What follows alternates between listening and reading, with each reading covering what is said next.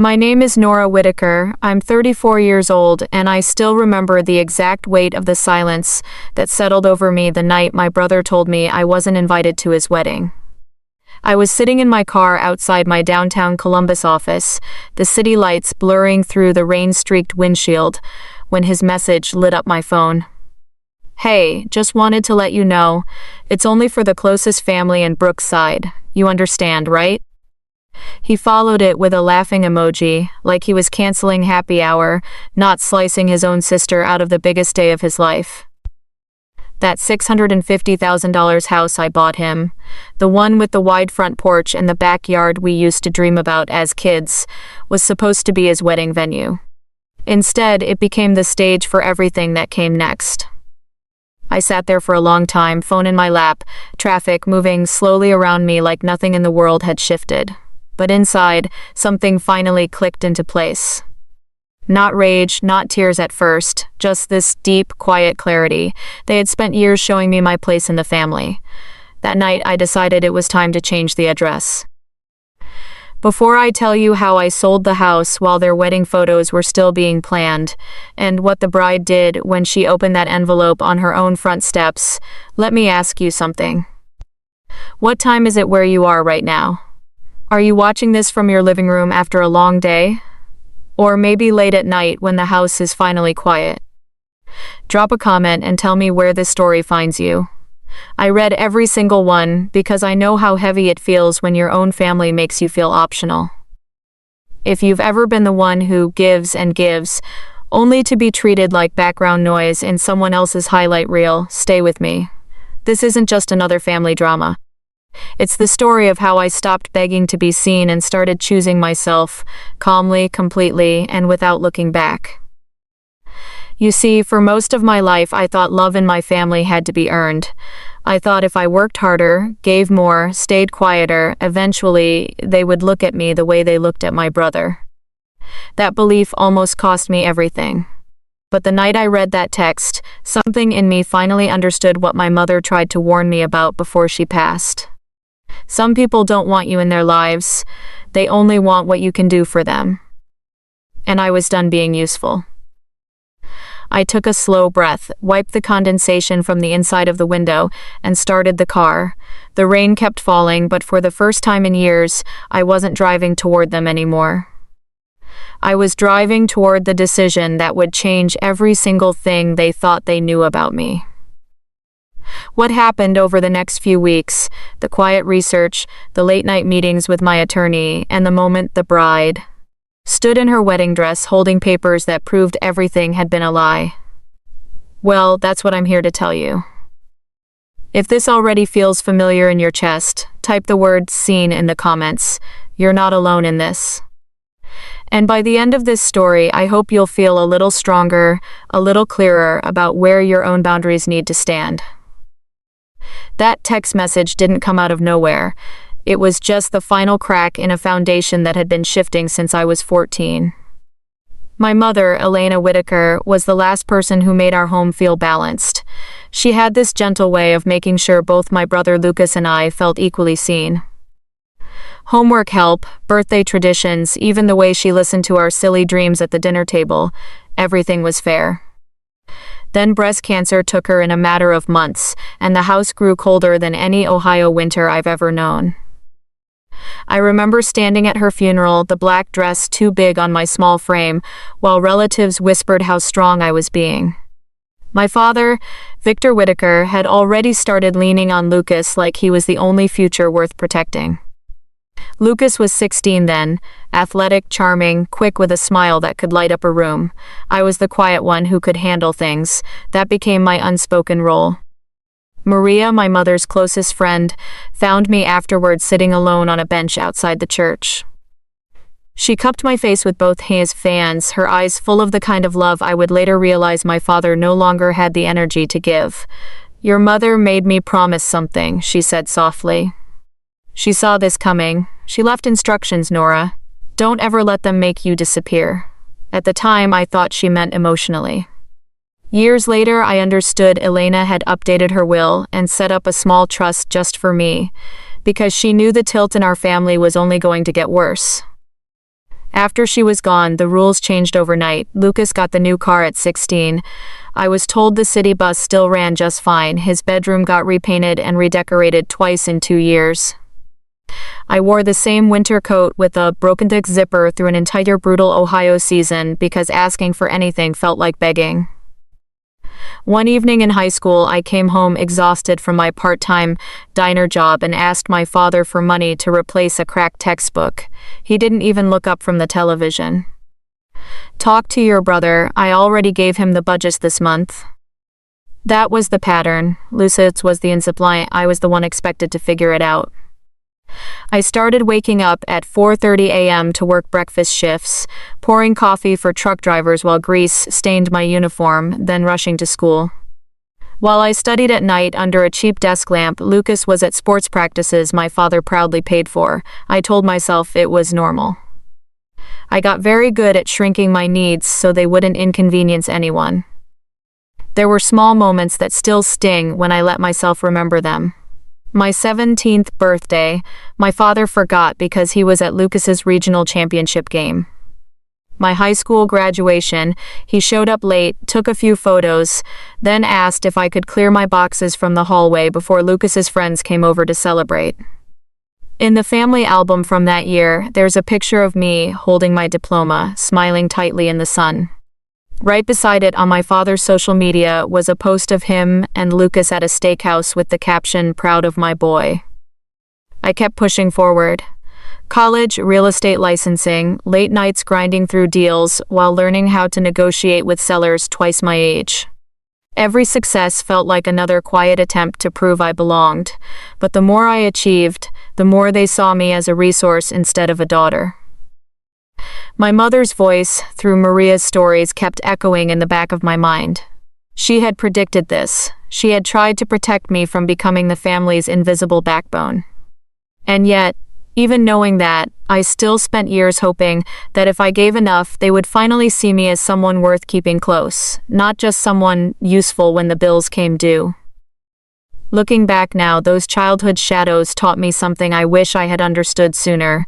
Fairness died with my mother, and no amount of quiet sacrifice was ever going to bring it back. But I kept trying anyway, until the day I bought that house for Lucas and watched them slowly write me out of its story. Those early years after losing my mom shaped me in ways I didn't fully understand until much later. I learned to become invisible by being useful. By 22, I had my real estate license and was already closing small deals in the Columbus suburbs. The work was hard: cold calling, late showings, learning how to read people who wanted to sell their family home but didn't want to admit why. I poured everything into it because success felt like the only language my father might eventually understand. There were nights I'd come home to my tiny one-bedroom apartment above a laundromat, the dryer hum vibrating through the floor, and collapse on the couch with nothing but a frozen dinner and spreadsheets. I'd count every dollar twice, deciding which bill could wait another week. Maria would check in on me, sliding an envelope across her kitchen table some evenings. "Your mother left enough for you not to live like this," she'd say gently. But I always pushed it back. I needed to know that whatever I built was mine, not borrowed, not explained away as charity. I wanted my achievements to stand on their own. By 26, I had my first six-figure year. I remember staring at the number in my bank account, feeling this strange mix of pride and loneliness. I called my father that night, voice light with hope. He answered on the third ring, distracted. "That's nice, Nora. Listen, Lucas needs help with his car payment again. You know how it is." No congratulations, no questions about how I was doing, just another request. I wired the money the next morning because that's what I did. I fixed things. The pattern became painfully clear. When I made the dean's list in college, no one called. When I closed my first major commercial deal, my father posted photos from Lucas's weekend golf trip with the caption, "Family first." At 29, when I hit my highest earning year yet, my father finally reached out after almost 2 years of near silence, not to celebrate me, to ask for help. "Your brother is getting serious with Brooke.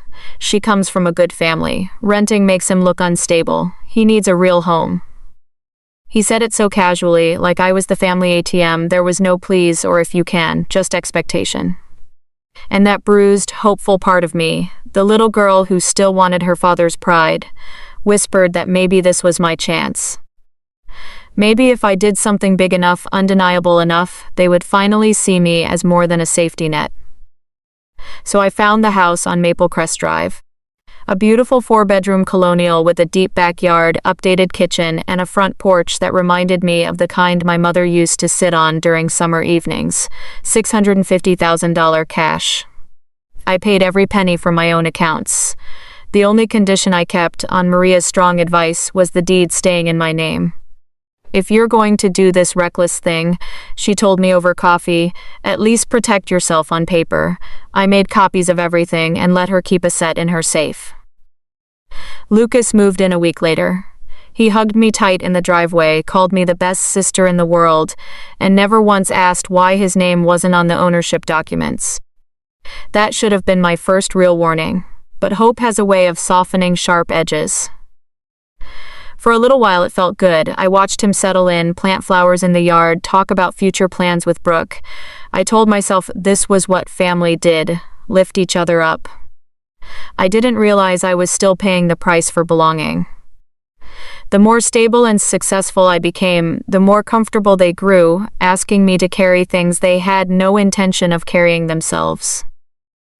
I was becoming the reliable one, the invisible backbone, the person they called when they needed something, but never when they simply wanted me around. And slowly, without me fully noticing at first, I was being edited out of their story. One forgotten invitation, one unreturned call, one rewritten memory at a time. That phone call from my father changed everything, even though I didn't realize it at the time. He didn't ask. He simply stated the need like it was already decided. Lucas is serious about Brooke. She comes from real money, good connections. A house would show stability. There was no warmth, no gratitude in advance, just the quiet assumption that I would handle it. And I did. Because that old, aching part of me still believed that one grand gesture could rewrite our entire family story. I spent weeks searching listings in Dublin and the surrounding suburbs until I found it. The house on Maple Crest Drive. It was perfect. Warm brick colonial 4 bedrooms, a kitchen with soft natural light pouring in through big windows, and a backyard big enough for summer barbecues and future kids running around. The kind of home my mother would have loved. $650,000. I paid cash every cent earned through years of early mornings and late nights. The realtor handed me the keys with a smile, but Maria was the one who kept me grounded. We sat at her kitchen table the night before closing. She looked at me over her reading glasses and said, "Nora, if you're determined to do this, at least keep the deed in your name. Don't hand over legal reality, along with your heart." I trusted her. She had been my mother's voice long after she was gone, so I followed her advice. The paperwork listed only me as owner. I made full copies, and Maria locked one set away in her fireproof safe. When Lucas moved in the following weekend, he wrapped me in a big hug in the driveway, eyes shining. "You're the best sister anyone could ask for. I don't know how I'll ever repay you." He never asked why his name wasn't on the title. That detail should have echoed louder in my mind, but I was too busy feeling seen for the first time in years. I watched him unload boxes, place furniture, and talk excitedly about surprising Brooke. For a brief moment, it felt like I had finally bought my way into the family picture. The first few months were gentle. They invited me over for a small dinner. Brooke was polite, elegant, with that effortless confidence that comes from growing up in a family where belonging was never questioned. She complimented the kitchen I had chosen, the porch swing I had specially ordered. Lucas posted a photo of the two of them on the front steps with the caption, "New Chapter." My father liked it immediately. I told myself this was progress. I had given them stability, and maybe, just maybe, that would translate into love. But gifts like that rarely stay pure. Slowly, the house began to feel less like mine and more like theirs. They started referring to it casually as our home in conversations, small things at first. Then bigger ones. I brushed it off. I wanted so badly for this to work that I ignored the early warning signs, the way my father would proudly tell. His friends at the club that the kids were settling down nicely, never mentioning who actually made it possible. I thought generosity would bridge the gap my mother's absence had left. Instead, it only made the distance clearer. The more I gave, the more invisible I became in the narrative they were building. Yet I still hoped. That quiet, stubborn hope kept me smiling through the growing omissions, believing that one day they would look at me and see not what I could provide, but who I actually was. Little did I know that this house, this beautiful, expensive act of love, would eventually become the very thing that forced all of us to face the truth we had been avoiding for decades. At first, the changes were small enough that I could convince myself they didn't matter. Thanksgiving that year was just immediate family, they said. Christmas shifted to Brooke's parents' estate because her family had already made elaborate plans. My father's birthday dinner happened without me because it was a small gathering this time. I smiled through the explanations, told myself I was being too sensitive. After all, I had given them the house. Surely that bought me some grace. But the omissions slowly became visible. One warm 4th of July evening, I drove past Maple Crest Drive on my way home from a late client meeting. There, in the backyard I had paid to landscape, was a big new home banner strung between trees, string lights twinkling overhead. Lucas stood at the grill, laughing with Brooke's friends, while my father sat on the patio like a proud patriarch who had built the place with his own hands. No one had invited me to the housewarming for the house I bought. I sat in my car at the end of the street for a long moment, watching them through the fence, feeling like a ghost haunting my own generosity. A few weeks later, another accidental drive-by revealed a Harrington family SUV in the driveway, and catered trays visible through the windows. Lucas was on the front porch telling guests, "Brooke really turned this place into our home." The word "our" landed like a quiet punch. Not because I needed public credit, but because I could hear him speaking ownership into existence until it became everyone's truth. Then came the social rewriting. Brooke posted a beautiful Christmas photo on the staircase I had chosen because it reminded me of my mother's taste. The caption read, "Quiet holiday moments in our forever home." My father commented with hearts and the words, "So proud of the life you two are building." My name was nowhere. Not in the post, not in the comments, not in the story of how that house even existed. The deepest cut came from something deceptively small. I had picked out a simple navy wreath for the front door the first fall, knowing Brooke liked understated elegance. The next season I drove by and saw it replaced with a monogrammed one bearing elegant letters H&T for Harrington Thompson. No trace of Whitaker, no neutral option. Just a clear public symbol of who belonged in that home and who did not. I started saving screenshots, not out of anger at first, but out of a growing need to prove to myself that I wasn't imagining the pattern. Lucas untagged me from old family photos. Brooke began referring to my father as the one who helped us get settled. A mutual acquaintance casually mentioned that Lucas had introduced himself at an engagement dinner as basically an only child. My father, at his country club, told people the house was part of what he had been able to do for the kids. Each small erasure chipped away at something inside me. I kept waiting for the moment they would realize what they were doing. Instead, they grew more comfortable in the version of reality where I had simply faded into the background. The reliable sister who gave the gift and then politely disappeared. If you've ever watched your own family build a beautiful story while quietly editing you out of every frame, you know how heavy that silence feels. It's not loud betrayal. It's death by 1,000 small omissions. And it teaches you, slowly and painfully, that sometimes the most expensive gifts don't buy belonging. They only make the exclusion hurt more when it finally becomes undeniable. I still loved them. That was the hardest part. Even as the evidence piled up, some part of me kept hoping the next holiday or the wedding itself would be different. But hope without evidence is just another form of self-abandonment. And I was running out of ways to abandon myself for people who had already decided my role. The slow erasure didn't stay quiet forever. It evolved into something more calculated, and that's when everything inside me finally shifted from sadness to resolve.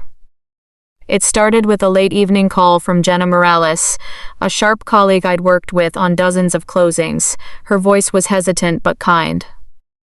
"Nora, this feels awkward, but I think you need to know. Lucas came into our office asking about quitclaim deeds and how someone might establish long-term ownership on a property that's already occupied."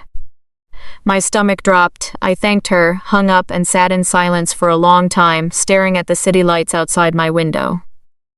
He wasn't content with just living in the house and rewriting the story. He wanted the paperwork to match the lie, and my father was helping him behind the scenes. I started noticing other small clues. Lucas would casually mention future planning in texts. Brooke posted stories about building our legacy, with my father tagged proudly. Once, at a neighborhood event, I overheard someone say Lucas had told them his dad had made the down payment possible. The rewriting had moved from social media to real conversations, and now it was reaching into legal territory. That night I drove to Maria's house. She didn't say much at first. She simply pulled out the thick folder she'd kept for years: deed, tax records, insurance payments, every single document proving ownership. "Your mother knew," she whispered. "She saw how your father favored Lucas. That's why she left the guardianship papers and the trust instructions." In the margin, next to my name, my mother had written in her careful handwriting, "She will try to earn love by giving too much. Don't let it destroy her."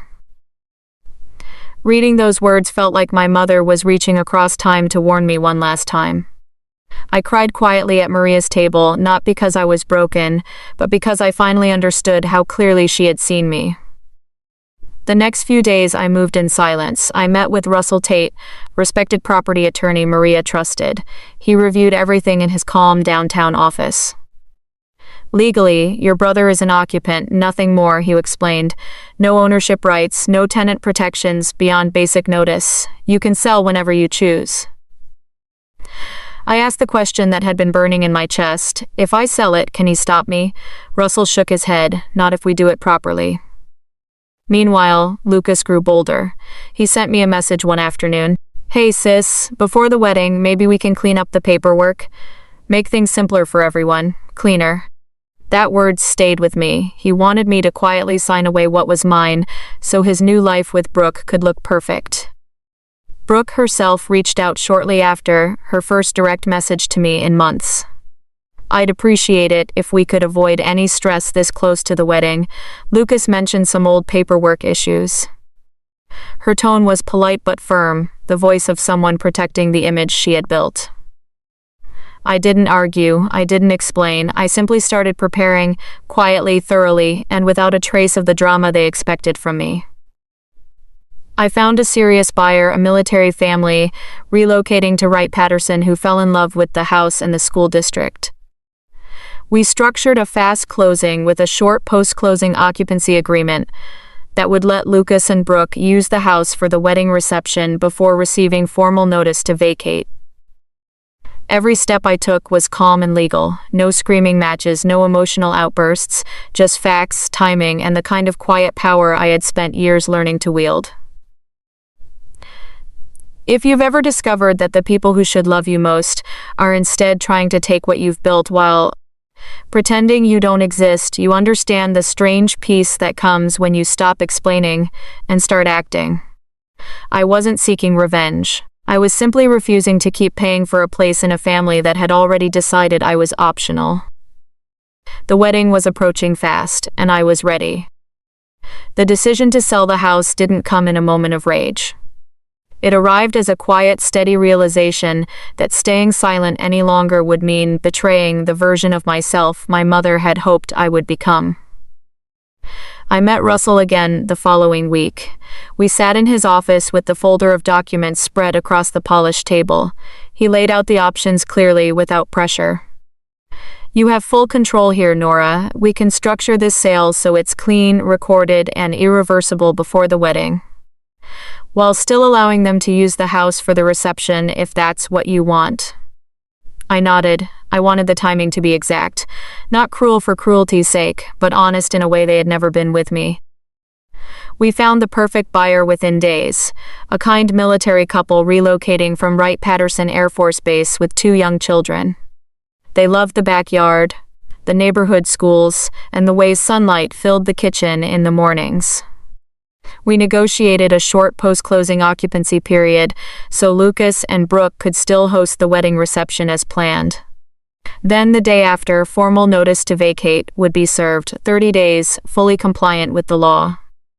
I signed the sale documents on a Thursday afternoon with a surprisingly steady hand. The closing happened the next day at 3:40 p.m., funds transferred into my account before dinner. I sat in my car afterward for a few minutes, watching the sky turn golden over the Columbus skyline, and allowed myself exactly 4 minutes of tears. Not because I regretted it, but because I finally understood the bridge I thought I had built with that house had only ever been a stage prop in their story. Maria was the only person I told beforehand. She held my hand across her kitchen table and said softly, "Your mother would be proud, not of the sale, of the fact that you finally chose yourself." I smiled through the ache. For the first time in years, I wasn't making a decision to earn love. I was making one to protect it, the love I owed to the little girl who had spent decades trying to be enough. In the days leading up to the wedding, I stayed completely silent. No arguments, no warnings, no hints. Lucas sent a couple more casual texts about simplifying paperwork after the honeymoon. Brooke messaged once more, gently reminding me not to create unnecessary stress. I read it twice, then put my phone away. Their comfort had been built on my discomfort for too long. I spent those final evenings preparing the email that would go out at the exact right moment, subject line simply, property records update. 3 attachments, the original deed in my name, the recorded sale contract, and then formal notice to vacate. No long explanation, no emotional monologue, just facts. If you've ever had to prepare something difficult in complete silence while the people around you celebrated on ground you paid for, you know how strangely empowering it feels. It's not loud courage. It's the deep, grounded kind that comes from finally aligning your actions with your worth. I wasn't doing this to destroy their day. I was doing it to stop destroying mine. The house had never been truly theirs, and pretending otherwise had cost me far more than money. It had cost me years of self-respect. By Friday evening, everything was in place. The wedding was set for Saturday. I had done what needed to be done, calmly, legally, and without needing their permission or understanding. Now all that remained was letting the truth arrive on their doorstep in its own time. The wedding day arrived bright and deceptively perfect. One of those warm Ohio June Saturdays where the sky looks painted and everyone believes happy endings are simple. I didn't attend the church ceremony. Instead, I parked several blocks away, listening to soft jazz on the radio because complete silence felt too loud. Jenna, my colleague who had become an unexpected ally, sent occasional texts from inside, painting the scene in real time. "Brooke looks stunning. Your father is acting like he's the one giving her away. Lucas can't stop smiling that polished smile of his." I stayed calm, breathing slowly, knowing the timing had to be exact. Russell's courier was instructed to arrive at the house right as the wedding party reached the reception venue on Maple Crest Drive, the house I had bought, the one they had claimed so completely as their own. At 5:52 p.m., guests began arriving. Caterers carried trays, valet cones appeared, and string lights flickered on over the backyard I had paid to landscape. At 6:11 p.m., the wedding party shuttle pulled up. Jenna whispered over the phone, "They're here. Brooke is stepping out in her dress, bouquet in hand. Lucas is right behind her. Your dad is already on the front steps greeting everyone like the gracious host." Then it happened. The courier, dressed professionally and carrying the thick envelope, walked up the porch steps just as Brooke reached the front walk. He asked politely for the occupants of record. Lucas tried to wave him off with that familiar wedding day confidence, saying it wasn't the time. But Brooke, elegant even in that moment of confusion, took the envelope herself. Brides on their wedding day can open anything, after all. No one questions them. She opened it right there on the porch. I can still picture the scene through Jenna's eyes. Brooke in her white dress, veil gently moving in the breeze, scanning the first page, her brow furrowed. She opened the second document. The yard grew quieter. Then she looked up at Lucas and asked, her voice clear enough for the front half of the guests to hear, "Who is Nora Whitaker?" The name hung in the air like a note that doesn't belong in the song. Nobody moved. My father stepped forward quickly, but Brooke held up a hand slightly and kept reading. She pulled out the third page, the formal notice to vacate. At 6:19 p.m., while they were still frozen on the front walk, I hit send on the email from my car. Subject line, Property Records Update. Body, simple and factual. The property at 142 Maple Crest Drive closed on June 13th. Attached are the recorded deed in my name, the signed sale agreement, and the formal notice to vacate within 30 days. I wish you both honesty moving forward. Nora. Jenna texted immediately. Your father just checked his phone. Lucas looks like he might be sick. Brooke is reading the email now. Oh my God. Brooke looked at Lucas, then at my father, and asked again, sharper this time, but still controlled. Who is Nora Whitaker, and why does this deed say she owns this house? The violinist in the background actually stopped mid-note. The kind of silence that follows isn't dramatic for the cameras. It's the real kind, where shoes shuffle uncomfortably on stone and people hold their breath. Brooke didn't cry. She didn't scream.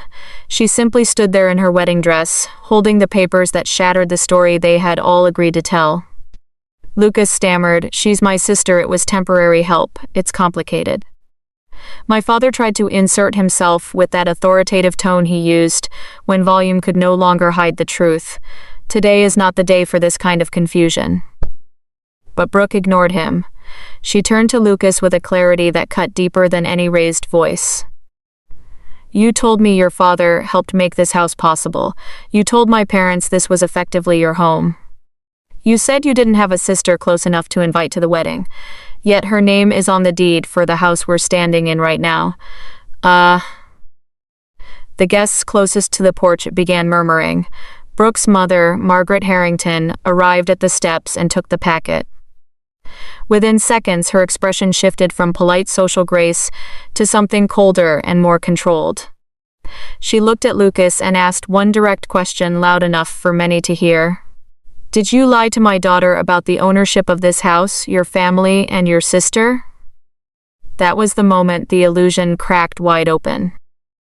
Brooke stood there in her wedding dress like a quiet storm. She didn't raise her voice. She didn't need to. The way she held those papers, steady, deliberate, made the entire front yard feel smaller. Margaret Harrington, Brooke's mother, stepped fully onto the porch and took control with the kind of calm authority that only comes from old money and sharper instincts. Reception can wait, Margaret said clearly. Explanation cannot. They moved the confrontation inside the foyer, but the double doors stayed open and the flow of guests had already halted. Half the reception could still hear every word. Lucas kept trying to smooth it over with half smiles and rushed explanations. It's not what it looks like. Nora helped us out temporarily. She's always been dramatic about these things. My father jumped in, right behind him, using that familiar tone he once used to shut me down as a child. This is a private family matter. Today is about celebrating Lucas and Brooke. But Brooke wasn't having any of it. She looked at Lucas with a clarity that seemed to strip away every polished layer he had built. You told me this house was yours. You told my parents your father made it possible. You said you were basically an only child. When we planned the guest list, and now I'm holding a deed that says your sister owns the house we're having our reception in. The silence that followed was heavy. One of the groomsmen shifted uncomfortably. A bridesmaid whispered something to another. Brooke's mother read through the documents more carefully, then turned to Lucas with ice in her eyes. Did you lie to my daughter about home ownership and your family structure? Lucas stammered, switching between defensiveness and weak apologies. I simplified things. It was complicated. Nora offered the house as a gift, but every word sounded thinner than the last. Brooke removed the wedding band from her finger. the one that had only been there a few hours, and placed it gently on the foyer table right next to the notice to vacate. The small metallic sound echoed in the sudden quiet. She looked at him and said, "You excluded the woman who bought this house from our wedding because it was only for closest family, and you let me believe this was all built on honesty." Margaret took over completely. She asked Lucas 3 direct questions in front of everyone near the entrance, including photographers, the wedding planner, and more guests than anyone could ignore. Each answer he gave dug the hole deeper. My father tried to defend him, but Margaret cut him off sharply. "You are not in a position to negotiate anything tonight, Victor." The reception never recovered. People stayed just long enough to eat what had already been plated. Wealthy guests don't waste good catering, but the music faded, the dancing never started, and the laughter died in awkward clusters. Jenna texted me updates in fragments. Brooke canceled the honeymoon while still in her dress. Her father just told the photographer to stop shooting extended coverage. Your dad is trying to work the room, but no one is buying it anymore. I sat in my car 3 blocks away, hands on the steering wheel, feeling neither triumphant nor destroyed. Just still, like something heavy had finally been set down after years of carrying it alone. The truth didn't explode, it simply arrived, beam by beam, until the whole carefully built story collapsed under its own weight. Brooke didn't leave Lucas at the altar in the dramatic way people expect in these stories. She did something far more lasting. She stayed present, fully conscious, and let his image die in real time in front of the people whose opinions mattered most to him. By the end of the night, the narrative had already begun shifting in Columbus circles. The bride found out on the front steps. The sister bought the house and wasn't even invited. They built their entire future on a lie.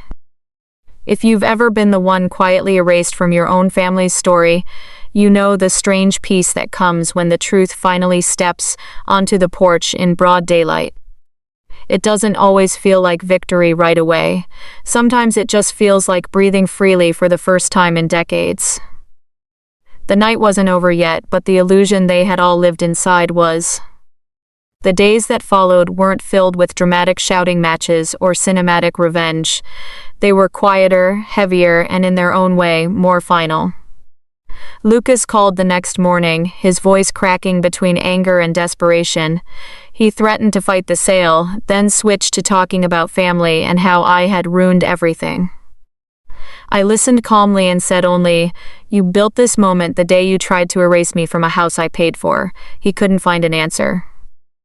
My father called later, furious at first, then shifting to guilt-tripping. "Your mother would be ashamed," he said. I replied softly, "No, Dad, Mom would be ashamed that you taught her daughter she had to buy her way into her own family." That was the last real conversation we had for a long time. Brooke reached out once, weeks later. Her message was respectful and brief. She thanked me for the truth, even though it came on the worst possible day. She didn't stay with Lucas long after that. The marriage ended quietly before the year was out. In Columbus social circles, the story traveled exactly as these things do. Not screamed in headlines, but whispered over golf games and charity luncheons. My father's invitations to the club thinned. Lucas's promotion at work mysteriously stalled. The polished image they had spent years curating cracked in ways that couldn't be repaired with charm or denial. I didn't celebrate their pain. That surprised even me. Instead, I felt a strange, hollow kind of lightness, like setting down a weight I had carried so long I forgot what my shoulders felt like without it. With part of the proceeds from the sale, I paid off old student loans I should never have struggled with in the first place. Then, with Maria's help, I created the Elena Whitaker Foundation, a small fund to support young women who lose their mothers early and have to build everything alone. It wasn't about revenge. It was about turning the last painful gift I ever gave my family into something that could actually help someone. And then I did the one thing I had waited years to do for myself.